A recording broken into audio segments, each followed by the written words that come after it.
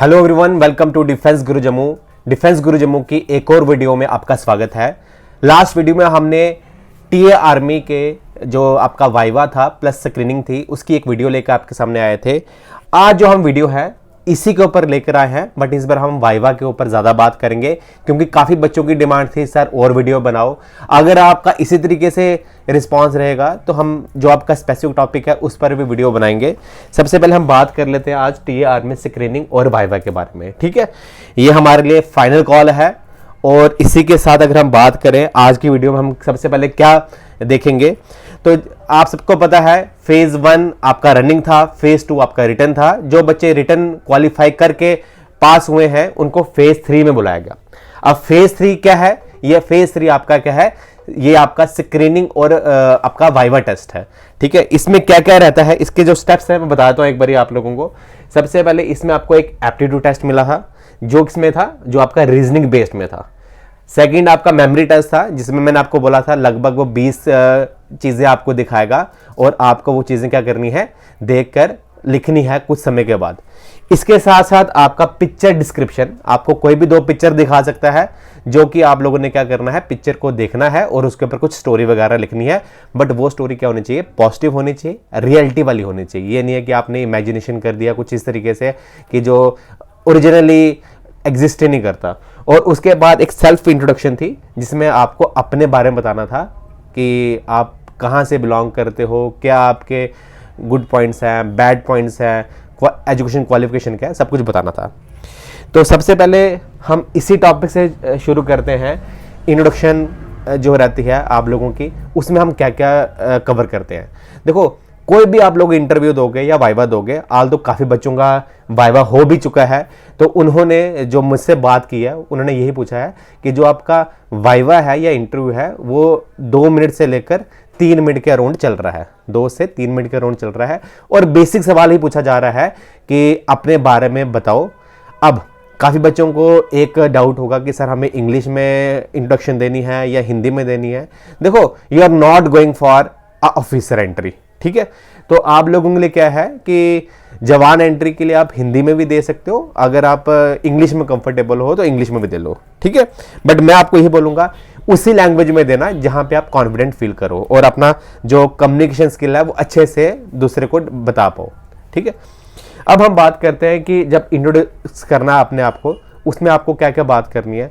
सबसे पहले अगर हम बात करूं तो हम इसमें शुरू करेंगे अपने नाम से। आपने अपना नाम लेना है, आप कहाँ से बिलोंग करते हो, अपने फादर के बारे में बताओ, फादर क्या करते हैं, अपनी मदर के बारे में बताओ। एक काफ़ी जो चीज़ हमें बच्चे इस बार बोल रहे थे कि काफ़ी बच्चे अपने पेरेंट्स के आगे श्री या श्रीमती नहीं लगा रहे थे। ठीक है, तो वो उन्होंने पॉइंट आउट भी किया था। तो आपने ट्राई करना है कि जब भी आपने अपने फादर का नाम लेना है तो एक रिस्पेक्टफुल तरीके से आपने उनका नाम लेना है।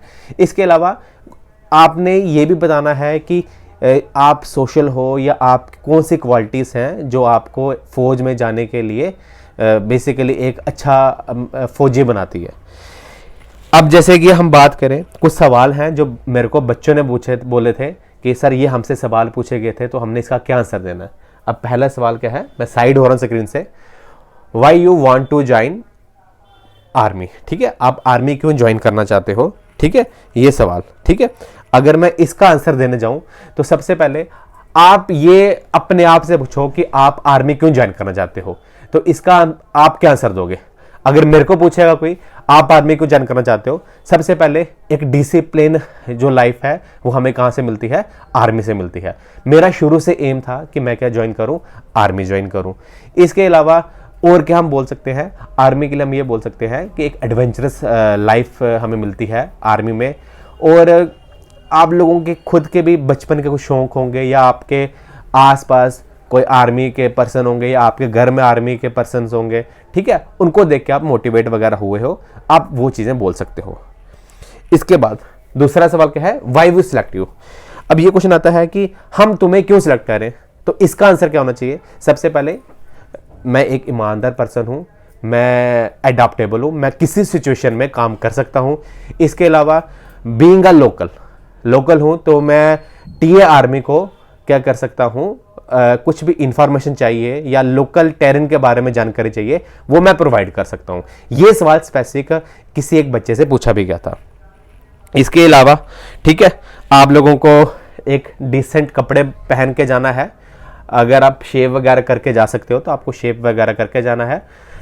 इसके अलावा जो कुछ एक सैंपल वगैरह है वो भी मैं लेकर आया हूँ, सो डैट आप ये पढ़ भी सकते हो सैंपल वगैरह। मैं स्क्रीन से साइड हो रहा हूँ, बट हम लोग ट्राई क्या करेंगे कि आप लोग इंग्लिश में ना ही दो अगर अपना इंट्रोडक्शन, तो वो ज़्यादा बेटर रहेगा। रीज़न बिहाइंड, कल को आप थोड़े स्टैमर हो गए उस समय या अपना कॉन्फिडेंट इतने नहीं हुए, तो बेटर है कि जो आपको लगता है जिसमें आप कंफर्टेबल हो आप उसमें दो। जैसे यहाँ पे मैंने दिया हुआ है एक इंट्रोडक्शन, ठीक है। जैसे सबसे पहले आप लोगों की एंट्रेंस काफ़ी मायने रखती है। जैसे ही आप अंदर अपने जो भी रूम रहेगा इंटरव्यू का, ठीक है, वहाँ जाते हो, आपको बाहर से बोलना है मे आई कम इन सर। जैसे ही आप उनको देखते हो तो सबसे पहले क्या होगा, जो भी उस समय का टाइम होगा अकॉर्डिंगली गुड मॉर्निंग या गुड इवनिंग सर, ठीक है, वो आपको करना है। देन जो चेयर है उसके पास खड़े होना है, ठीक है। वो खुद आपको जब बोलेंगे बैठने के लिए, उसके बाद ही आपको थैंक यू बोल के बैठ जाना है, ठीक है। अब हम इंट्रोडक्शन की तरफ आते हैं। सबसे पहले गुड मॉर्निंग सर, ठीक है। गुड मॉर्निंग सर, मेरा नाम, जो भी आपका नाम है, मैं यहाँ पे एक करेक्टर अपने से ले लेता हूँ, विजय। सर मेरा नाम विजय है, मेरी क्वालिफिकेशन 12th क्लास है और मैंने ये government high secondary school Jammu से की है, ठीक है। मेरा शुरू से पैशन था कि मैं क्या करूं, सर्विस दूं किसको, कंट्री को। और मेरे को जो बेसिकली आर्मी का जो ये फिटनेस वाला काम है, ठीक है, मेरे को शुरू से पसंद था और यही मेरे को सूटेबल करता है किसके लिए, आर्मी के लिए, ठीक है।